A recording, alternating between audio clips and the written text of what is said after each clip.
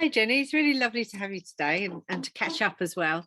Um, First of all, what I'd like you to do is just really tell everybody a little bit about yourself and where you've come from and where we are today. Okay, well, thank you very much for inviting me on. So where am I? I'm currently, well, I'm a Brit in Norway and very much live in the virtual world. So most of my work is, well, actually pretty much all of my work is working with people online. So what I do, I work with people online. First of all, I'm a voiceover. So I sit in a small dark room talking to myself, and I have clients all over the world, which is lovely. Yeah. And so I narrate anything from, for example, e-learning or telephone systems or kids' stories, meditations, all sorts of things. But also I work with people in an online capacity. So often when people want to go, for example, to networking meetings and they're good at what they do, but not necessarily good at telling people what they do.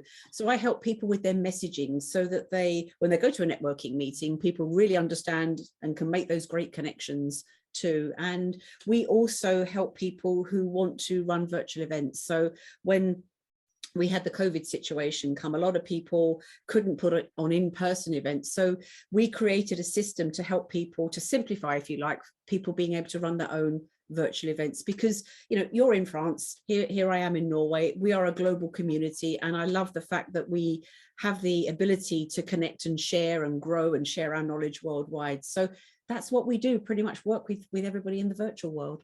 Which is lovely. I think also it's something that I think over the last 2 years, it's been fantastic, isn't it? We've been able to connect with people we would never have met Yeah, without. exactly. I was speaking actually today, earlier before meeting with you, to a lady in Australia.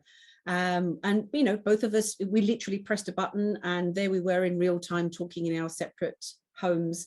And, you know, in years gone by, you know, certainly when I was a kid, when you had family move to somewhere like Australia, that 3-minute phone call would cost a fortune. And Yeah. you'd have the whole family lined up, if you like, ready. You know, you've got 30 seconds to talk to Auntie Jean in Brisbane. And now we press a button in real time and we connect with people. And, you know, if you think about it, even in years gone by, when people went off to war and we wrote letters, hoping the letters would reach them, hoping they would return, never knowing when we might see people. Now, literally, we press a button and we connect with people, which I think is amazing. Yeah, yeah, it is. It's incredible, isn't it? So tell us about your journey that you've been through and really what happened and how it got you to where you are today. So what, you know, that journey that you've been through and a bit of background about you. Sure, for me. So I actually had a health challenge come about. Gosh, I'm just thinking now, where are we? 2022. I had something like a neurological problem developed with my face. You know, sometimes when you get stressed, you get a twitchy eye. And it actually started when we'd moved to Tenerife. Well, actually, before we moved to Tenerife, it was diagnosed in England and then we moved to Tenerife. So I had this twitchy eye thing that wouldn't stop. And, you know, being a parent with, you know, 2 young kids and working and all that kind of thing, you invariably get there, you know, it'll go on its own, get some more sleep, be less stressed, etc., etc. But it turned out to be something called a hemifacial spasm, which is where the nerves lose the myelin sheath cover. It basically means 2 nerves are hitting each other and your face goes into spasm. So literally half of my face was starting to quiver and shake and drop, a little bit like Bell's palsy. And at that time, there wasn't a cure per se. The treatment you could have was risky, what they called was risky brain surgery, which was the kind of last resort, or you could have something like Botox. And we always think of Botox as being, you know, for cosmetic reasons. We all think of people doing it for, you know, because they want to look better, but actually Botox is one of those things that the medical profession use for things like hemifacial spasm, for people that have excessive sweating or dystonia, where you're literally, your body is curling in on itself because it's like a release, if you like. So I'd started on that route where they literally would give you Botox around your eye, and it meant that the nerves couldn't penetrate other nerves and you were able to sort of keep some semblance of normality, for want of a better word. It's not forever, it's a 3-month thing and you have to keep going and having the treatment. We moved to Tenerife. That was always our plan, and I managed to find somebody that would, you know, carry on that treatment, but certainly, you know, the surgery wasn't ever going to be an option there. And to be honest with you, as time went by, so my confidence started to ebb, because what you end up doing is you end up trying to find ways to not draw attention to yourself. And we all have these various coping strategies, if you like. So it would be things like propping up my face. I'd push my face up and push my face down and try and have some semblance of normality. But the thing about it, I guess the unkind thing about it, is that any of the things you do with your face that are what we think are natural, lovely things to do, made it kick off.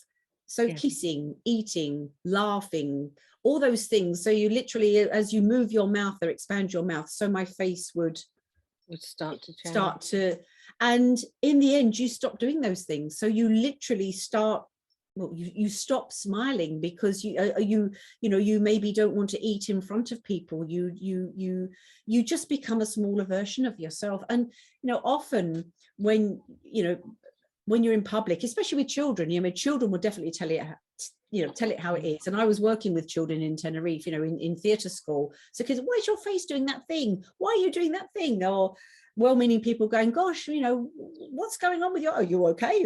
Are you having a seizure? Are you having a... And so you stop kind of not showing up necessarily, but you find strategic ways to show up. But actually, in that decade and more that I had the situation, if you can find a photograph of me, you can only find half of my face, invariably hiding behind somebody with that piece of my face not showing, because That's interesting. Yeah, because I think you don't realize how much an impact things can have on us socially as well. And I think so you came through all of that. What would you say that helped you through all of that deal with it? You find ways to cope with it, because there's no way you can hide away. And certainly when you have an active life and you have kids and you're going places, you can't necessarily hide away. And the thing about it is, it's not life-threatening, and it impacts your life. But if you tell somebody about it, they're going to say, well, it's not life-threatening, it's not going to kill you, because it isn't. So you find ways and ways around things, but then you get to the point where you think, I don't know, I feel like I'm living half a life. And obviously we think about those things in our lives that are coming up. We think one day, our kids will finish school, there'll be concerts to go to, maybe our children will get married, there are weddings and christenings and all those things. And you think, looking ahead, when those things happen, do I always just want to be the half a face person hiding behind, or pushing up my face or pulling the back of my face?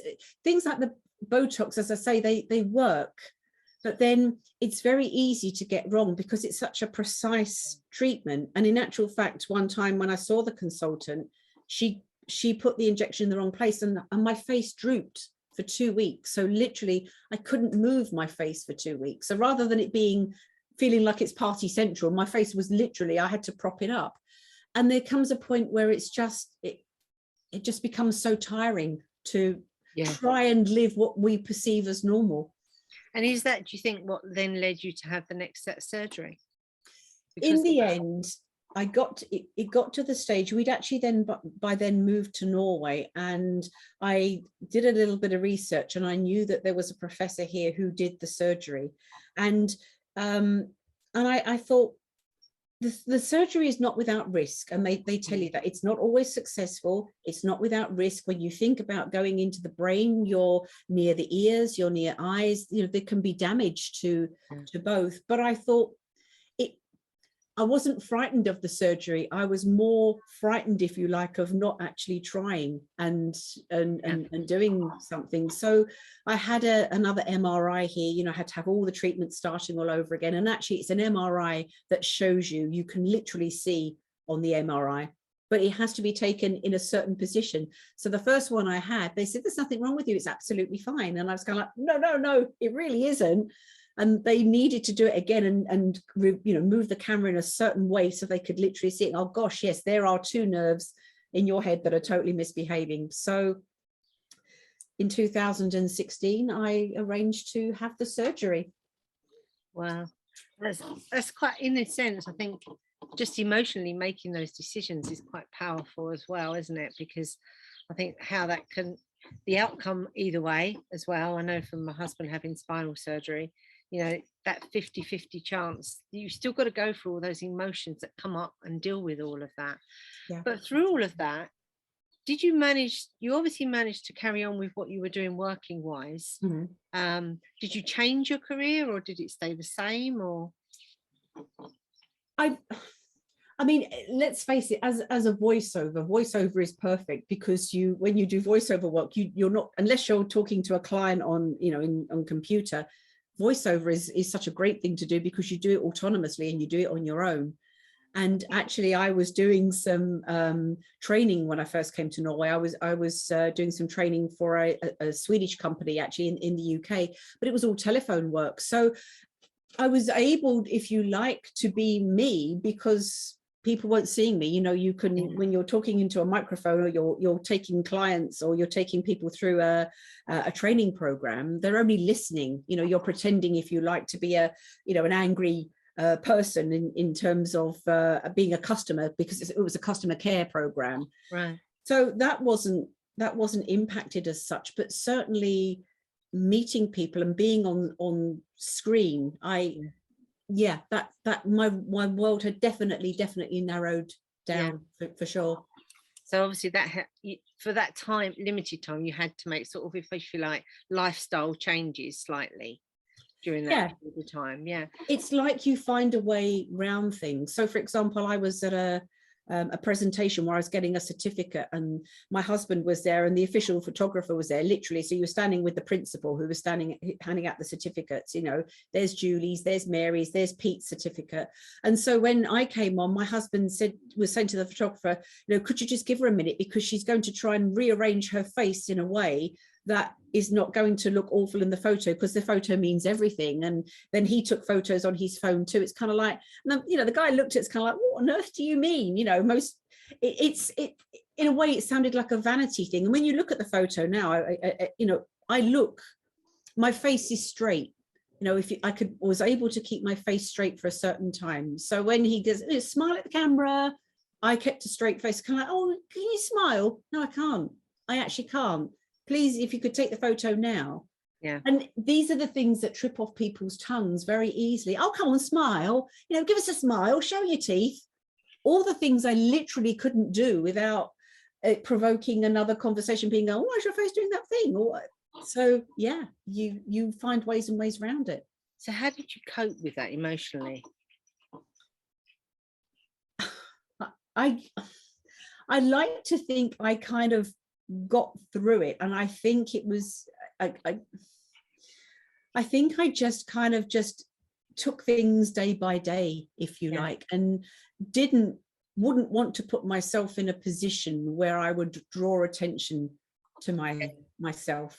Yeah. And I think that was the way for me to handle it. And as I say, all those half pictures, if you could find a photograph of me, just try, and things like, you know, where I'm a glasses wearer, and I prefer wearing contact lenses, at times wearing your glasses, or living in Tenerife wearing sunglasses, because then at least it would cover part of your face. Your face would be quivering, so would your eye, but behind sunglasses, of course, you couldn't see it. But then, you know, you can't go out at night and wear sunglasses. Well, you can. No. But you look a bit silly. Yeah, but you might fall over. Exactly. So when I think about the effort behind it, of trying to look some semblance of what we perceive as normal, and I'm looking back now, I realize it was a huge amount of effort to look what most people, in a way that most people take for granted. So what do you think is the most important thing through that time period that you learned, either about yourself or others, really? What I learned about myself was, we're stronger than we know. And when we kind of think that we've reached the bottom, we haven't really. And I think what for me, you know, we had our daughter that was experiencing some very serious health challenges at the time. And it's something that kind of finds a place, if you like, that it was important to me, but other things were more important.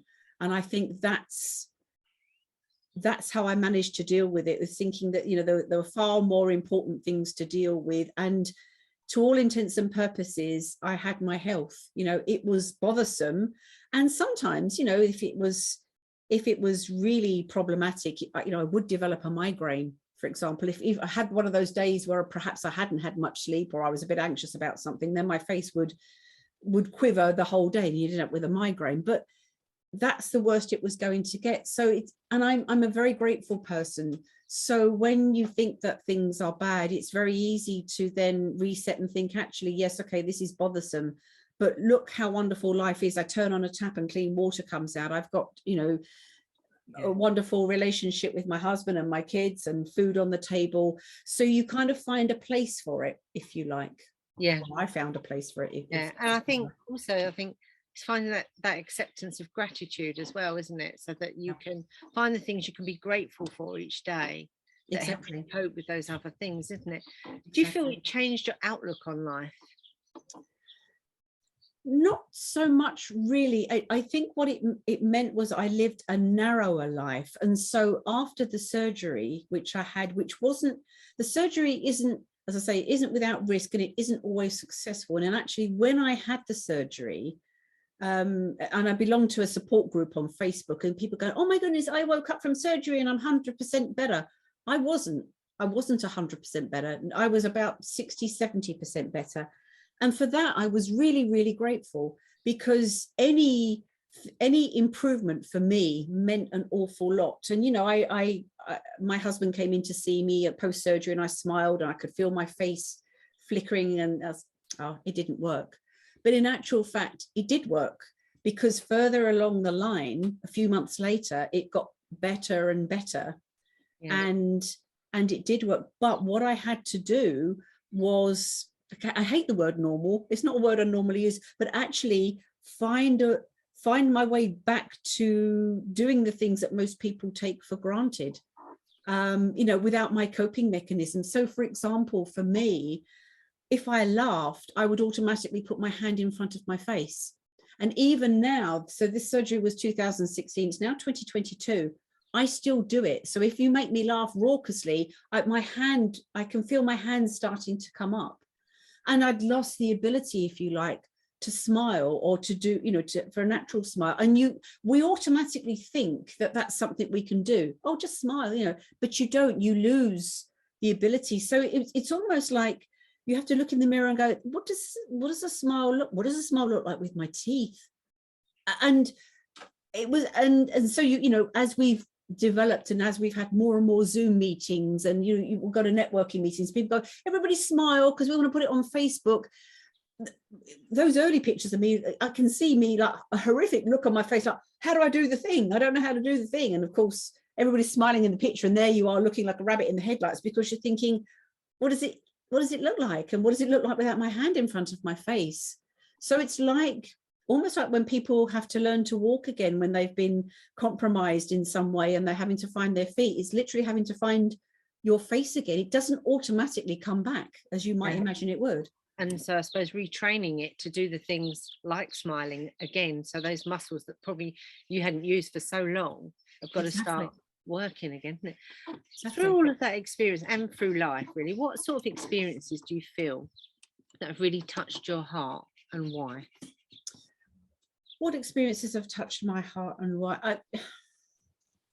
I've been very fortunate, as I say. I have a huge gratitude practice, and I've been married to the most amazing man for the last 29 years, and for that I am eternally grateful. I think for me, having, you know, our daughter having health challenges has certainly given me an appreciation of life. You know, life is very, very fragile, and there are so many things that we take for granted. Mm-hmm. And it's very easy to get cross and disgruntled about things that actually they don't bother me at all. And as I say, because, you know, when you're spending a lot of time sitting in hospital corridors, especially in pediatrics, where you're sitting with, you know, waiting for appointments, and you're seeing children go by and anxious parents arrive, and it makes you realize how precious and how fragile life is, and how very much we take it for granted. And I think really that's when my gratitude practice kicked in, that sometimes we want to know what things look like in the future. What might that look like in 5 years' time? How might that be? We actually don't know, because for any of us, every day is a privilege, denied to so many. And so sometimes we just need to chunk things down and take it day by day. We can make appointments and we can make plans and things, but actually taking things down a notch is a really good way to get through things. Okay, today was great. The momentum is everything. You know, when I work with people in the work that I do, people are, you know, talk about lofty goals and big steps and what's your goal. For me, it's momentum. Yeah. And when we talk about meetings, for example, I say to people, we're just having a conversation. And I'm very grateful that, you know, when you give people a space to talk, you know, rather than it having the title of a meeting, you take a conversation, you get amazing nuggets of wisdom and shares and things with people, because they feel they're in a safe space. So I think for me, if you like, I have a less is more life. My life is so simple compared to so many people's lives. And yet I feel I get so much more out of it because it's simpler, because I'm not going to be fazed by somebody getting my coffee wrong in the coffee shop, because, you know, at the end of the day, they put the wrong milk in and it's not going to ruin my day. So it's those things. I have a simpler life, but I have a more grateful and better life because of it. That's really interesting. I think that's really important. I think if you could sum that up into tips for people listening today, how would you just sum that up, what you've just said? I would encourage everybody to have a gratitude practice, whether that's, you know, you spend a few moments each day thinking about 3 things that you're grateful for, whether it's you have a gratitude journal. But actually, when you chunk things down and you take things in smaller pieces, life is much easier to navigate. You know, I could literally with a child with a chronic illness think about, well, what if they don't get married? What if they don't do the things? What if they don't get to, but what if they do? And if I'm using all that energy on the what ifs, then I'm not present in the here and now. And that's when I'm needed, in the here and now. So let's just get through today. So I would say to people, take things down a notch and think about what you're grateful for, you know, and certainly it's true in the Western world. We think about, you know, oh, we're going to make a drink. We turn the tap on and fresh water comes out. How amazing is that to do, you know? And we talk about, I don't know, things are not good, or we're in Zoom meetings, we're all zoomed out. But what a privilege it is that we're both in different countries talking to each other in real terms today. If you're all zoomed out, it's not Zoom's fault. It's actually you needing to take a bit of a break between your meetings or whatever, whether you walk the dog, prep the dinner, I don't know, whatever it is you do. So I would encourage anybody to think about how you can make life that bit simpler. And as I say, the momentum is everything. You're not going to change everything overnight. No. And celebrate the small things. Okay, you've got a desk full of stuff and you didn't complete the thing you wanted to do, but hey, you did something. You did that thing, you made that call, you had that meeting. Acknowledge the fact that you did that and be pleased with that. You know, we set such lofty and high expectations. We look at people on YouTube and Instagram doing it all, being it all, having it all, and we think that that's what their life, and of course it's not like that. So, you know, less is more, and chunk things down a bit and just take a look around you. You know, next time you walk the dog, stop for a minute, look around you, look at how green the grass is, look at even if it's raining, the rain has made the grass green. How flipping brilliant is that?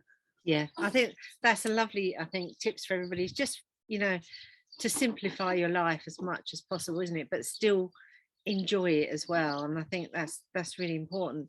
And we've learned, I really appreciate you coming on today. We've learned so much. So let's just go back to, have you got any latest projects? And tell people about the services that you offer, because there may be something there that you'll be able to help others with. Latest project, you'll still find me in the voiceover studio, so I'm still talking to myself, and I've actually just got a big educational project that I'm working on for kids, which is lovely. So that's wonderful. Anything I get to do with children is amazing. I work very much with people, funnily enough, on an online capacity, because when we had our global interrupt, if you like, and people were having to appear on Zoom, people were, how do I press the button, how do I show up online, how do I have a message? I work with people on that. And often, you and I looking at each other and talking now, people will say to me, well, Jenny, it's okay for you because you're obviously super confident on camera and you're an extrovert. But until you know my journey, you realize that that's not true at all. And actually, I'm a noisy introvert.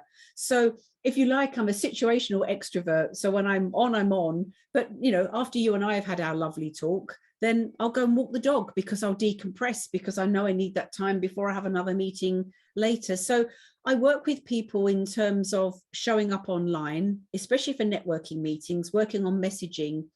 And I would never want to one up somebody when they say, oh, it's all right for you, whatever. I do tell people about my journey, of course, but if I can help and inspire people to show up and feel confident to show up, because literally we have a whole world of people out there that we can connect with. The 6 degrees of separation are now less than 2. And never more have we had the amazing opportunity to connect with people globally and share our message, our story, our wisdom, whatever. And if I can play a small part in that, helping people press the button and show up, then that's great. And finally, the last part of what we do is we actually created as a family business a virtual event management system. So we help people run virtual events. So often people, when they say, oh, I'd like to put together, I don't know, a women's empowerment summit, and I want people to talk about menopause and finances and all that kind of thing. But oh gosh, all those moving parts, I've got to get everything ready, and there's all the tech. We've created something to simplify that. So we very much work with small businesses, coaches, consultants, to help them make those online connections. So we're still in the global world, but I do show up on camera. You can get a smile out of me showing my teeth these days, and I'm very grateful for it. So that's what you'll find me doing. That's brilliant, Jennie, because I think that just shows that when you see what people have gone through, that and you've experienced some of those things that maybe others are feeling. And then with the work side of it, you're able to help others create that world that they can go into as well. And I think that's really important. And there's some beautiful tips in there today to help people that have gone through where maybe they just, camera shy but even with your experiences, you were able to overcome such great obstacles because it's your face. It's not something you could cover up and hide. Exactly. No. Exactly.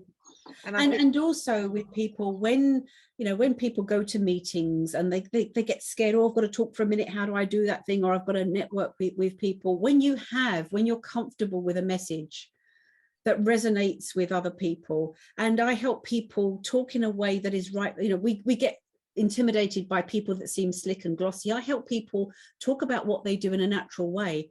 And when you have that, when you turn up somewhere and you speak in your natural way about what you do and what you love, there is that congruency. The message lands with people, your body language lands with people. And it's what, you're in France, it's what the French people call the je ne sais quoi. There is something appealing about people because you look at somebody on camera, you go, you're comfortable in your own skin.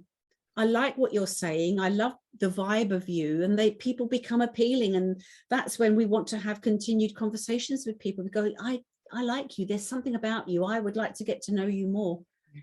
And I think that's the beauty of networking, is that you can do that, but it's people get lost in the, oh, I'm going to sell, whereas we can turn it into, let's make friends. Exactly. And if you make friends, you make relationships, and that goes on forever, doesn't it? And that can grow. And I think that's something that I've liked about the type of networking that we've done over the time. It is about building relationships and friends. And I think that's, people sometimes get lost in all of that. Yeah. And I think you show that as a genuine, this is what it can be like, and we can be natural and we can be ourselves. We don't have to be this, like you say, that put this facade on and we're selling, or we're, giving this pitch, but we can just be ourselves. And I think it's so important that for us in business as well, that we realize that is what's important. It's about building those relationships with people. Relationships are everything. I started networking back in the early 2000s, and I still speak in 2022. I still speak to people that I met then, because I have relationships with them, and the relationships and active listening, they are the key foundations of networking. Listen intently to what somebody does and how can you help them. For some people, they get very well, I've come to sell my stuff or talk about my stuff. Trust the process. Trust the process, that by actively listening and thinking how you can help others, that reciprocity will happen. And if you have a message that lands with people and people understand what you do, then they can be good ambassadors for you. Oh gosh, I met Jackie recently at a meeting, and this is what she does, and this is how I would love for you two to connect. And that's the process that you have to trust. That organic, just Exactly. let it grow, isn't it? I think it's so important. So Absolutely. one last question then, Jenny, before we finish. What inspires you? What really gives you that passion and inspire? I think really just going back to what we said earlier, every day is a privilege. Every day is a privilege denied to so many people.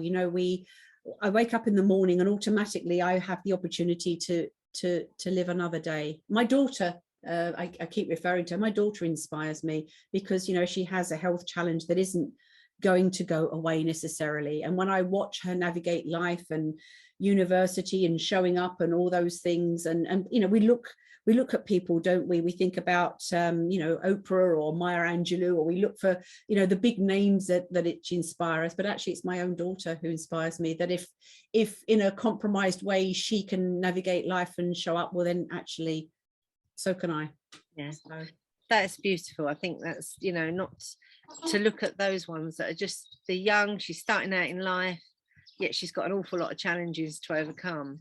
But they get through it, like we've done with all the things that we've faced over the years. And I think if we draw that inspiration from just those around us, I think it's fantastic, rather than those that maybe have got those goals that maybe we'll never even achieve, but to take that for everyday life, I think it's fantastic. Thanks ever so much, Jenny, for sharing your story. You're very welcome. Lovely talking to you. Likewise. Really appreciate that. Thank you so much. Thank you.